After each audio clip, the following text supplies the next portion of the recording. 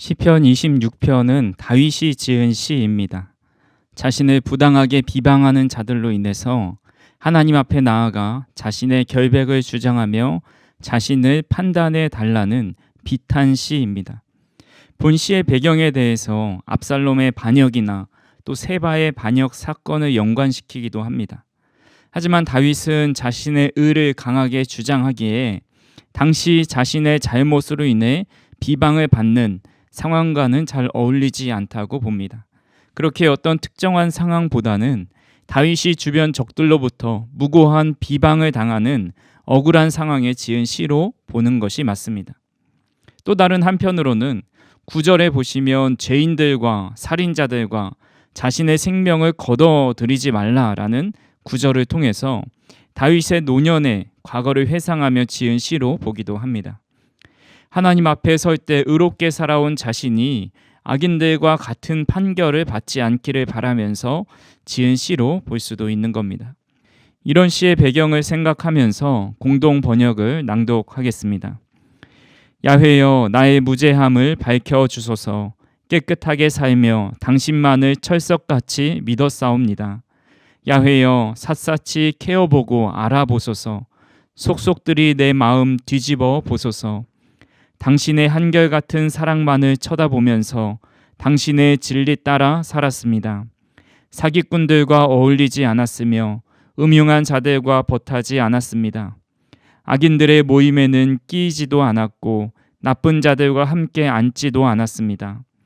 야훼여 손을 씻고 죄 없는 몸으로 당신의 제단을 두루 돌면서 나에게 하신 놀라운 일들 모두 전하며 고마우심 노래로 찬미하리이다. 야훼여 나는 당신께서 사시는 집이 좋사옵니다. 당신의 영광이 깃들이는 곳이 좋사옵니다. 이 목숨을 죄인들과 함께 거두지 마소서. 살인자들과 함께 이 생명을 거두지 마소서. 그들은 뇌물만 집어주면 무슨 짓이라도 하는 자들입니다. 이 몸은 그런 죄를 짓지 않았사오니 불쌍히 여기시고 건져 주소서. 든든한 자리에 세워주신 일 감사드리며 예배하는 모임에서 야훼여 당신을 찬양합니다. 아멘. 살아가면서 억울한 일을 만나보지 않은 분은 없을 겁니다. 억울함이란 애매하거나 불공정하여 마음이 분하고 답답할 때 쓰는 표현이지요. 자신은 아무 잘못이 없는데 괜한 일로 꾸중을 듣거나 오해를 사서 불이익을 당할 때 분하고 답답하고 화나는 감정입니다. 저희 자녀들을 보면 서로 잘 놀다가도 때론 싸울 때가 있습니다. 한 아이는 저 장난감은 원래 자신의 것이었는데 동생이 가지고 노는 걸 봅니다. 그러면 장난감을 빼앗긴 기분이 드는 겁니다. 동생은 전에 언니가 가지고 놀았으니 이제 자기가 가지고 노는 겁니다. 근데 그것을 빼앗으려고 하니 억울한 것이죠.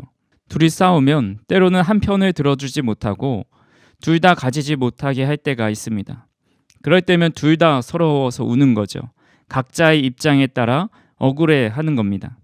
그래서 억울한 감정을 다스리기 위해서는 상대방의 입장을 생각해 보라고 하기도 합니다. 미국의 심리학 교수인 마크 데이비스라는 분은 타인의 입장을 공감하는 능력이 자신의 감정을 조절하는 것에 어떻게 도움이 될 수 있는지 그런 연구를 수행했습니다. 연구 결과에 따르면 다른 사람의 감정을 경험하고 그들의 처지에서 생각해 봄으로써 자신의 억울한 감정을 조절하는 데 도움이 된다고 주장합니다. 우리가 잘 알고 있는 어린 왕자라는 소설에서 어린 왕자와 장미꽃이 등장합니다. 어린 왕자는 자신의 별에서 꽃을 키우고 있었는데 그 꽃은 매우 까다롭고 예민했습니다. 어린 왕자는 이 꽃을 돌보느라 매우 힘들었지만 그럼에도 이 꽃을 사랑했습니다. 어느 날 어린 왕자는 이 꽃을 떠나기로 결심하죠. 꽃에게 많은 것을 해주었지만 꽃은 고마워할 줄 모르는 것처럼 느껴졌기 때문입니다. 어린 왕자는 속상했고 자신이 이렇게 많은 것을 해주었는데 고마워할 줄 모르는 이 꽃을 보면서 억울한 감정도 느꼈습니다. 이후 어린 왕자는 꽃을 떠나 이곳저곳을 다니며 많은 것을 배우고 깨닫지요. 그리고 꽃의 입장에서 생각을 해보았습니다. 나는 그때 아무것도 이해하지 못했던 거야. 그 애처로운 투정 뒤에는 따뜻한 사랑이 있다는 것을 눈치챘어야 하는 건데, 하지만 그때 나는 너무 어려서 그 꽃을 사랑할 줄 몰랐던 거야 라고 말합니다. 꽃의 입장에서 툴툴거리는 방식이 사랑을 표현하는 방식이 되었을 수도 있었음을 깨달았던 거죠. 그리고 그렇게 꽃의 입장에서 생각해보고 꽃에 대한 미움과 억울함을 덜 수 있었고 행복해질 수 있었다는 이야기입니다. 성도님들 중에 혹 누군가로부터 억울한 마음이 드실 때가 있으신가요? 내가 이렇게 해주었는데, 나는 잘못이 없는데, 나는 왜 이런 일을 겪어야 하는 거지? 나를 왜 그렇게 생각하는 거지? 그런 마음이 들 때 상대방의 입장과 마음에서 생각해 보면 그 억울한 마음을 조금 효과적으로 가라앉힐 수 있게 된다라는 겁니다. 그런데 이런 심리적인 요소보다 오늘 성경을 통해서 더 좋은 방법이 있다라는 것을 깨닫게 됩니다. 바로 억울함을 가지고 하나님께 나아가는 겁니다. 억울한 마음을 가지고 하나님 앞에 기도하는 겁니다. 하나님께 정직하고 옳다는 판단을 받는 것입니다. 다윗은 대적으로부터 억울하게 어려움을 당할 때 세상의 것으로 그것을 풀거나 해결하려 하지 않았습니다. 그는 침상에서 늘 하나님 앞에 그 문제와 억울함을 가지고 나갔던 사람입니다. 심리학에서는 그 억울함을 지워내기 위해서 상대방의 입장이 되어 보기도 하고 좋은 기억들을 떠올려 보기도 하면서 스스로 그 감정을 이겨내야 합니다. 하지만 하나님 앞에 그 억울함을 가지고 나가면 그 억울함이 자연스럽게 사라집니다. 마치 눈이 따뜻한 햇살을 받으면 녹아내리는 것처럼 하나님의 따뜻한 광채가 비치면 모든 억울한 감정은 눈 녹듯이 사라집니다. 찬송가 428장에 이런 가사가 있죠. 내 영혼의 햇빛 비치니 주 영광 찬란해. 이 세상 어떤 빛보다 이 빛 더 빛나네. 주의 영광 빛난 그 빛 내게 비춰 주시옵소서. 그 밝은 얼굴 배울 때 나의 영혼 기쁘다. 주님의 영광의 빛이 비춰지니 내 마음의 근심이 사라지고 두려움과 억울함이 사라지고 기쁨으로 가득하게 됩니다. 오늘도 하나님 앞에 나와 모든 근심과 억울함을 호소하는 성도님들에게 하나님의 영광의 빛이 비춰질 수 있기를 주님의 이름으로 축원합니다. 우리는 하나님께서 판단해 주시기를 바라는 마음으로 억울함을 가지고 하나님께 나아갑니다. 근데 이때 중요한 것이 하나 있습니다. 바로 진짜 억울해야 한다는 겁니다. 다른 말로 말씀드리면 의롭게 살아왔어야 한다는 겁니다. 다윗은 하나님 앞에 자신의 의로움에 대해서 3번이나 본시에서 언급합니다. 1절 말씀에 보시면 내가 나의 완전함에 행하여 싸우며 흔들리지 아니하고 여호와를 의지하여 싸우니 여호와여 나를 판단하소서. 다윗이 말하기를 나는 완전하게 행하였습니다. 그러니 나를 판단하여 주옵소서라고 말합니다. 본문 6절에 보시면 여호와여 내가 무죄함으로 손을 씻고 주의 제단에 두루 다니며 자신의 무죄함을 주장합니다. 마지막으로 11절도 있습니다. 나는 나의 완전함에 행하오리니 나를 속량하시고 내게 은혜를 베푸소서. 자신이 완전히 행하며 살아가고 있다라고 주장하고 있습니다. 아무리 다윗이지만 이렇게 자신의 의로움을 주장하고 무죄함을 주장하는 것 자체가 죄인이 아닌가라는 생각이 듭니다. 왜냐하면 성경은 하나님 외에 의인이 하나도 없다고 말씀하기 때문이죠. 시편 53편 3절에 각기 물러가 함께 더러운 자가 되고 선을 행하는 자 없으니 한 사람도 없도다라고 말씀합니다. 또 로마서 3장 10절에서 12절도 말씀합니다. 기록된 바 의인은 없나니 하나도 없으며 깨닫는 자도 없고 하나님을 찾는 자도 없고 다 치우쳐 함께 무익하게 되고 선을 행하는 자는 없나니 하나도 없도다. 성경은 의인은 하나도 없고 하나님을 찾는 자도 없고 선을 행하는 자도 없다고 말씀합니다. 그런데 다윗은 성경의 주장을 정면으로 반박하고 있습니다. 그가 비록 의인이었다 할지라도 이렇게 주장함으로 죄인이 되는 것이 아닙니까? 더욱이 그는 밧세바와 간음을 하고 충신 우리아를 죽게 만들었습니다. 하나님께서 원하지 않으시는 인구 조사를 했습니다. 지난주에 말씀드린 대로 우리가 알고 있는 다윗의 죄는 2가지 뿐이지만 그는 시편 속에서 매 순간 자신의 죄를 자백할 정도로 자신만이 알고 있는 수많은 죄가 있었습니다.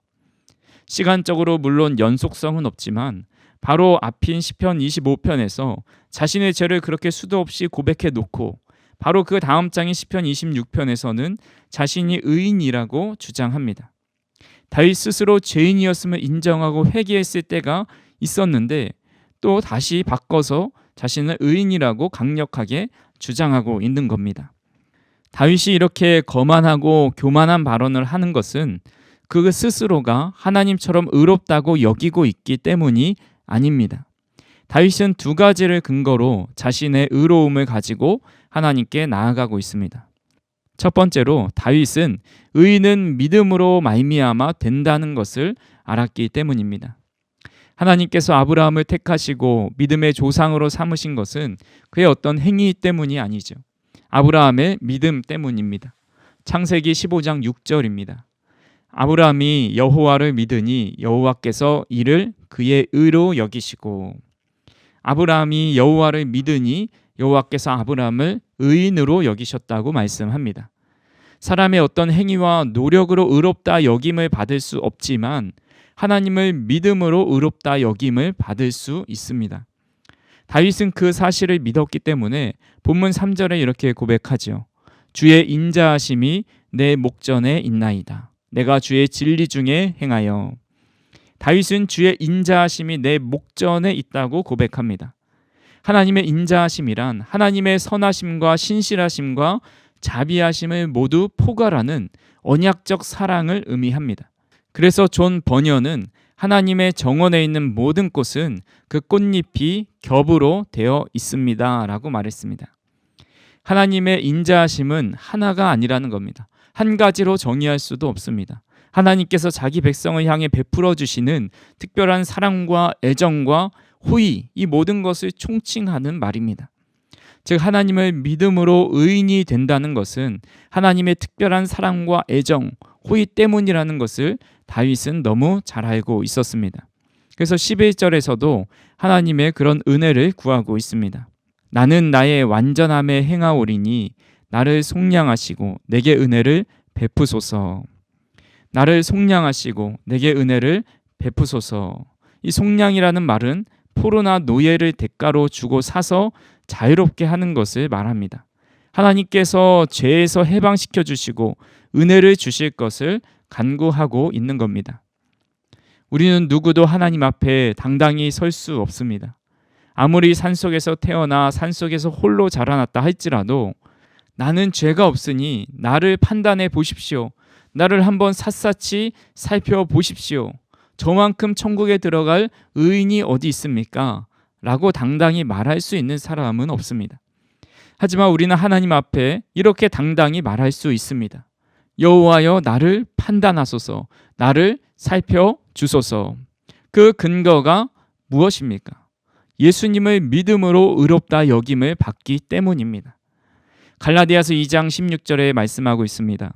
사람이 의롭게 되는 것은 율법의 행위로 말미암음이 아니요 오직 예수 그리스도를 믿음으로 말미암는 줄 알므로 우리도 그리스도 예수를 믿나니 이는 우리가 율법의 행위로서가 아니고 그리스도를 믿음으로써 의롭다함을 얻으려 함이라.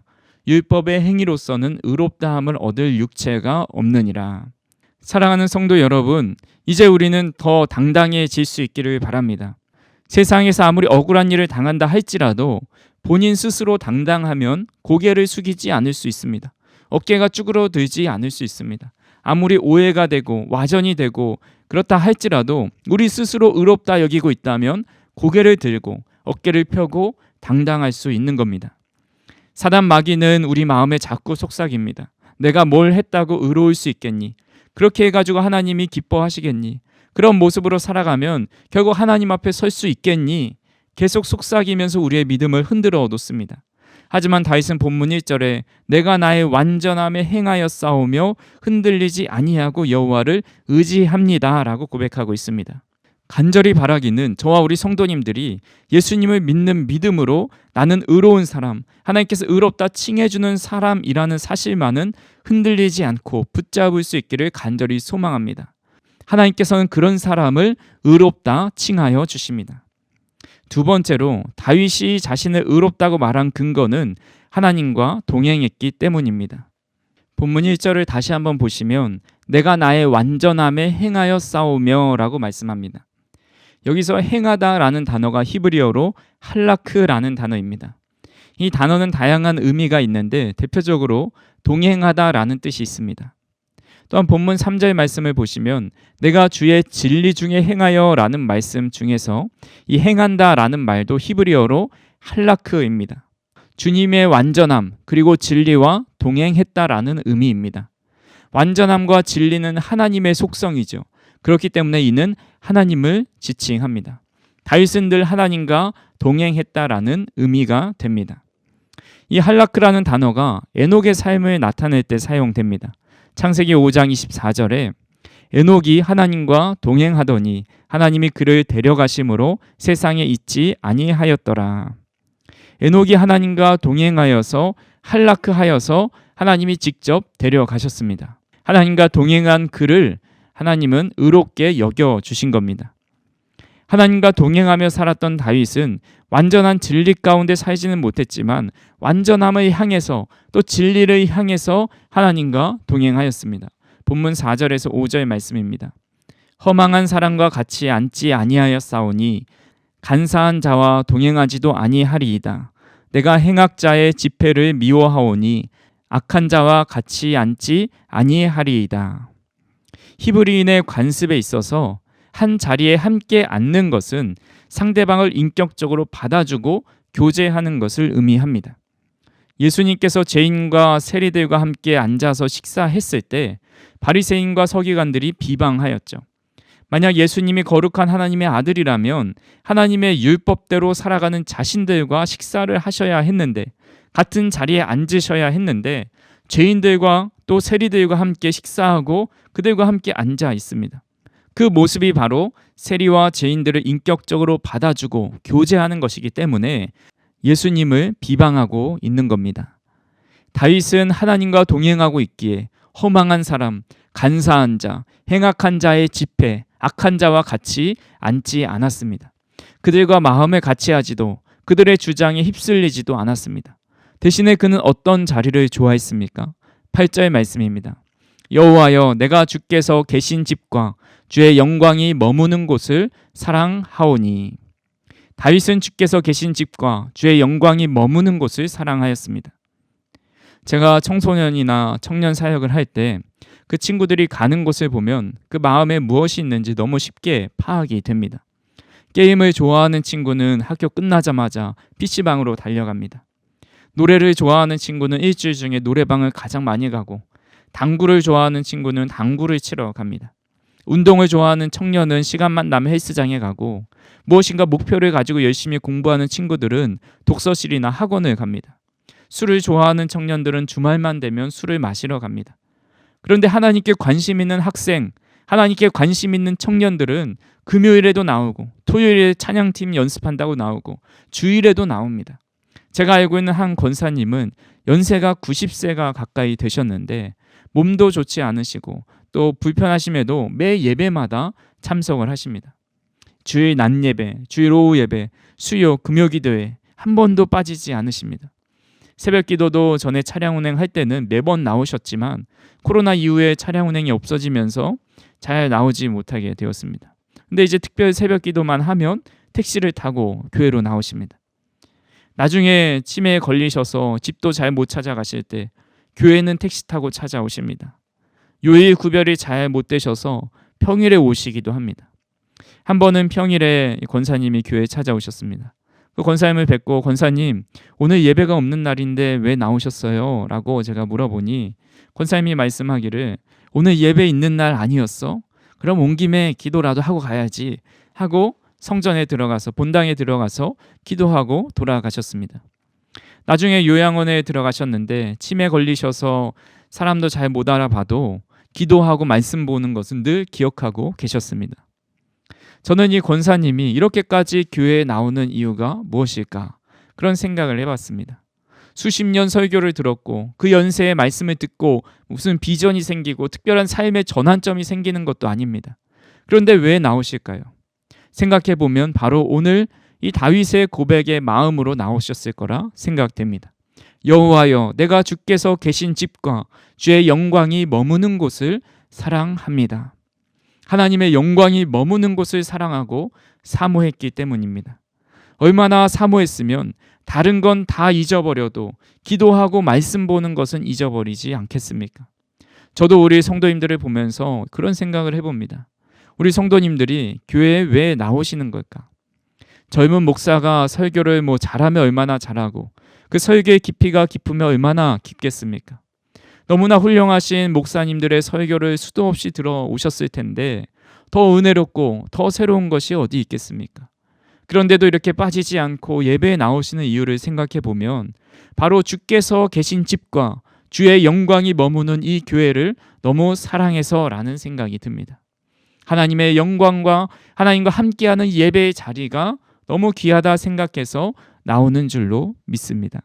간절히 바라기는 우리가 세상의 어떤 자리보다 하나님과 동행하는 자리, 하나님을 예배하는 자리를 가장 사모하며 그 자리에 머물 수 있기를 간절히 소망합니다. 그렇게 하나님과 동행하는 자를 하나님은 의롭다 여겨주십니다. 그렇게 하나님을 믿음으로 또 하나님과 동행함으로 의롭게 된 자는 결국에 평탄한 데 서게 하십니다. 본문 12절 말씀입니다. 내 발이 평탄한 데에 섰사오니 무리 가운데에서 여호와를 송축하리이다. 두 발이 평탄한 데 섰다는 것은 넘어지지 않게 된다는 의미입니다. 그동안 시인은 여러 대적들로부터 모함을 받고 어려움을 당하는 골짜기를 수도 없이 지나오면서 많은 장애물이 있었습니다. 조금만 발을 헛디뎌도 금세 넘어지고 많은 길을 걸어갔습니다. 하지만 하나님께서 평탄한 데 서게 하셨으니 발에 걸릴 장애물이 사라졌습니다. 그동안 사망의 음침한 골짜기를 지나다가 이제는 푸른 풀밭과 쉴만한 물가로 오게 된 것입니다. 무엇보다 지금 다윗이 서 있는 평탄한 데는 단순히 장소적인 개념만을 의미하지 않습니다. 세상의 권력, 흔들리지 않는 권력 위에 서 있는 것을 의미하지 않습니다. 다윗이 서 있는 평탄한 곳은 하나님과 맺은 언약이고 영원한 하나님의 약속입니다. 세상에 아무리 평탄한 땅이 있어도 그 땅은 무너지고 자기 발에 걸려 넘어지기도 하지만 하나님의 언약과 영원한 약속 위에 서 있다면 그곳은 무너져 내리지 않습니다. 그렇게 우리는 지금 어디에 서 있는지 확인해 보아야 합니다. 세상의 평탄한 곳은 결국 무너지고 변합니다. 아무리 안전한 곳도 위험천만한 곳이 될 수 있고 땅이 바다가 되고 바다가 땅이 될 수도 있습니다. 그렇게 우리가 물질 위에 서 있고 명예 위에 서 있고 성공 위에 서 있으면서 나는 넘어지지 않는 평탄한 곳에 있다라고 생각해서는 안 됩니다. 우리가 서 있어야 할 평탄한 곳은 예수님을 믿음으로 의인이 되고 예수님과 동행함으로 구원의 은혜를 누리는 그 복음의 터 위에 있어야 합니다. 그 터만이 영원히 변하지 않고 우리를 넘어뜨리지 않을 수 있습니다. 그렇게 간절히 바라기는 절대 흔들리지 않는 복음의 터 위에 서 있는 저와 우리 성도님들이 되기를 간절히 소망합니다. 그렇다면 그 터 위에서 우리가 해야 할 것은 무엇입니까? 본문 12절 후반부에 말씀하는 것처럼 여호와를 송축하는 일입니다. 오늘도 우리가 믿음을 가지고 하나님과 동행할 수 있음에 하나님을 찬양하는 겁니다. 우리도 세상 속에서 허망한 사람일 수 있었고 간사한 자였을 수도 있습니다. 행악자의 집회에 참여할 수 있었고 악한 자로 살아갈 수도 있었습니다. 하지만 우리를 그런 모임과 자리에 두지 않으시고 주님의 영광이 머무는 곳에 머물 수 있는 자로 삼아 주셨습니다. 즉 우리를 복 있는 자로 삼아 주셨다라는 겁니다. 시편 1편 1절에서 2절입니다. 복 있는 사람은 악인들의 꾀를 따르지 아니하며 죄인들의 길에 서지 아니하며 오만한 자들의 자리에 앉지 아니하고 오직 여호와의 율법을 즐거워하여 그의 율법을 주야로 묵상하는도다. 아멘. 저와 우리 성도님들이 악인의 자리가 아닌 하나님을 송축하는 자리에 있는 복 있는 사람이라는 것을 깨닫고 하나님 앞에 나아가 하나님께 감사하고 송축하며 살아가는 저와 우리 성도님들이 되기를 주님의 이름으로 축원합니다. 사랑과 은혜가 풍성하신 하나님, 오늘도 우리가 세상에서 억울함을 당할지라도 억울하지 않고 오히려 하나님 앞에 그 억울함을 가지고 나오게 하시니 감사합니다. 우리가 주님을 믿음으로 주님과 동행함으로 하나님 앞에 의인의 모습으로 살아갈 수 있도록 인도하여 주옵소서. 그 어느 곳보다 하나님의 영광이 머무는 곳에 머물기를 사랑하는 우리 모두가 되게 하시고 믿음의 터 위에 견고히 흔들리지 않고 서 있을 수 있는 우리 모두가 되게 하여 주시옵소서. 예수님의 이름으로 기도하옵나이다. 아멘.